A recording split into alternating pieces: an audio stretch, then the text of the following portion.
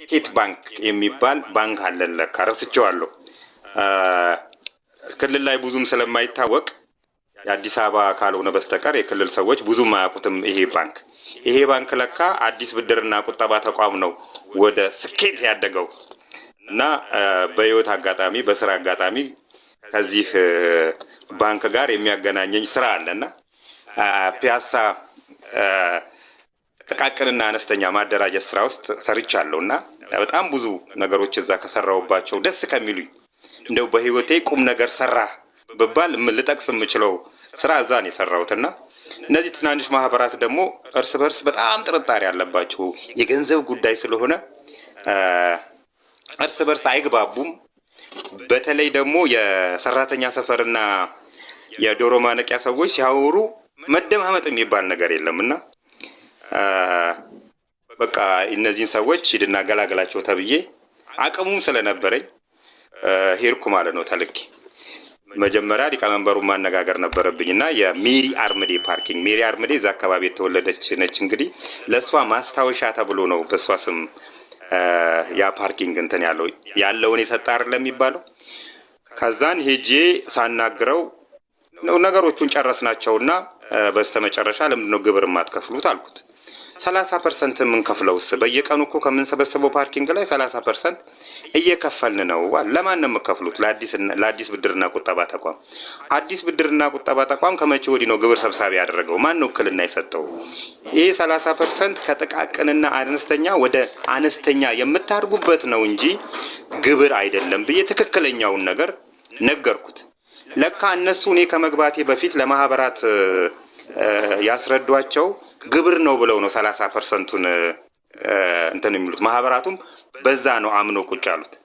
ከዛም በኋላ ይህን ስነግረው የለቀቁ ማህበራት ጭምር አባላት ጭምር ጠዋት ስራ ስገባ አምፒር ጋር ያለው ቀበሌ 10 ማለት ነው ግቢውን ቀውጢ አድርገውታል። ቀውጢ ማለት ነው ምንድነው ሲባል 30% እየወሰዳችሁብን ግብር ነው ብላችሁ ነው። ታዲያ አይደለም ገዛኸኝ ግብር አይደለም ብሎ ነግሮናል አሉ።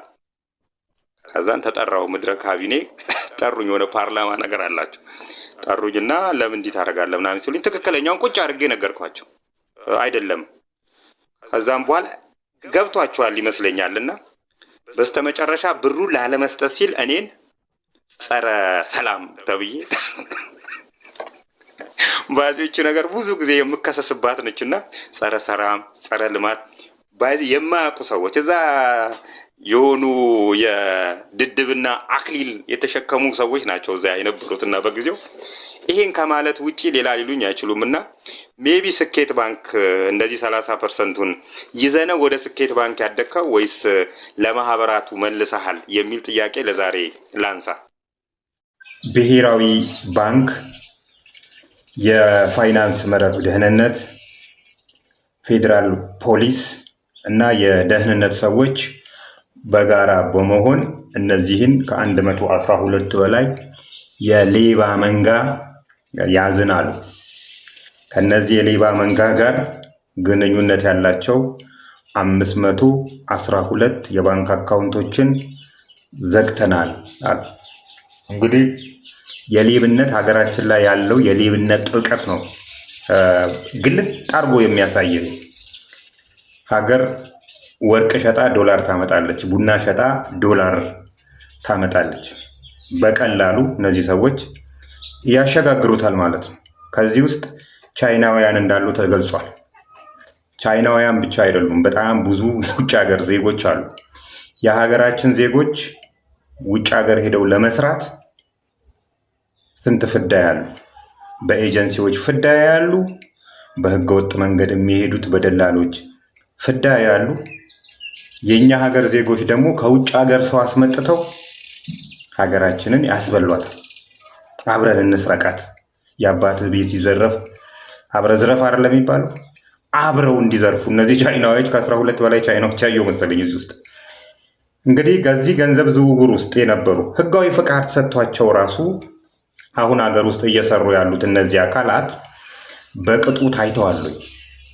እንግዲህ እነዚህ ሰዎች ፍቃድ ያውጡ እንጂ ባለቤታቸው ሌላ ይሁኑ እንጂ በገንዘብ ዝውውር ውስጥ በትራንዛክሽን ውስጥ አንዲት እጃቸውን አያስገቡም። አስቸጋሪ የሆነው ነገር ይሄ ነው። ስራ አስኪያጅ የሚባል ስራ አስፈጻሚ የሚባል የሆነ ኃላፊ የሚባል ይቀጥራሉ። በሱ አማካኝነት ነው እነዚህ እንቅስቃሴዎች የሚደረጉት። አቋማሪ ድርጅቶችስ የሚያንቀሳቅሱት ብር ታውቋል፣ ታይቷል፣ በደንቡ ታይቷል። እነዚህ ሰዎች ባለቤታቸው እነዚህ የተያዙ ሰዎች ባለቤት ናቸው። የነዛ ብቻ አጠያያቂ ነው። ገና ነው። ነገር ግን እነዚህ 4 አካላት ብሔራዊ መረጃ ደህንነት፣ የመረብ ደህንነት፣ የፋይናንስ መረብ ደህንነት፣ ፌዴራል ፖሊስ የሚሆነው ብሔራዊ ባንክ እነዚህ ሰዎች እንደዚህ እስኪደራጁ ድረስ መቆየት አልነበረባቸው። አስጊ ደረጃ ላይ ደርሰዋል። ይታየ ነበር እኮ ግልጽ ነበር። እኛም በተለያየ ጊዜ እሪ ብለን ጮኸናል። አቅማችን በላይ ሆኖ ዝም አላልንም። ግን የአቅማችንን ያህል እየጮህንበት የነበረ ነው።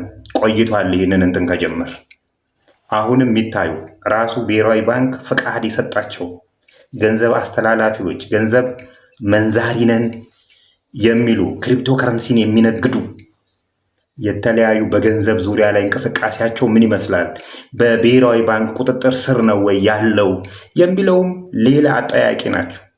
እነዚህ የኮምፒውተር ሰዎች፣ የአይቲ ሰዎች የተለያዩ እፈራለሁ ባይዜ ባንኮቻችን ላይ አታክ ሊያደርጉ ይችላሉ። ከተለያዩ ከውጭ ሀገራት የውጭ ሀገር ዜጋን አስመጥተህ አብረን እንስረቅ ያለ ሰው ነገ እንደነ ግብፅ ያሉ ጠላቶች የሆነ ነገር ሀክ እናርግ ብሎ የሚያማክሯቸው በፍጹም ሀገሬ ነውና ይህንን ላረግ አልችልም አይሉም፣ ያረጉታል።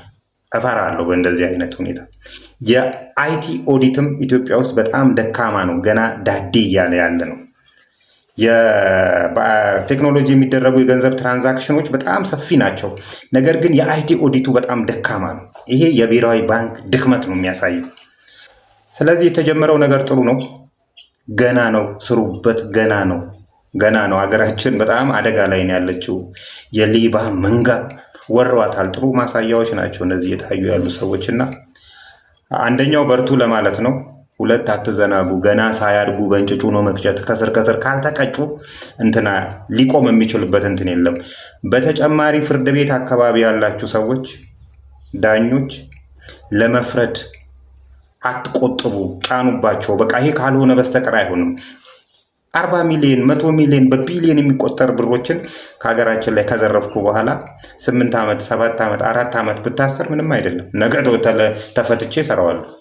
ስለዚህ አንድ በህግም ደረጃ የተሻለ አዋጅ ያስፈልገዋል። በተለይ የሞት ቅጣት በእንደዚህ አይነት ነገሮች ላይ መወሰን አለበት ብዬ ነው። በእነዚህ ላይ ብቻ ሳይሆን በሌቦች በጠቅላላ ላይ የሞት ቅጣት ሊወሰን ይገባል እንደ ቻይና ብዬ ነው እኔ የማስበው። አስቡበት የፓርላማ ሰዎች። ግን አሁን ባለው ህግ ራሱ የፍርድ ቤት አካባቢ ያላችሁ ሰዎች ሀገራችሁን ታድኑበታላችሁ እና ለመወሰን አትሳሱ ለማለት ነው። የምትከሱም አካላት መረጃችሁን ጥርት ባለ ሁኔታ እናንተም ከሌብነት በጸዳ መልኩ አድርጉት። ሀገራችንን በጋራ እናድን።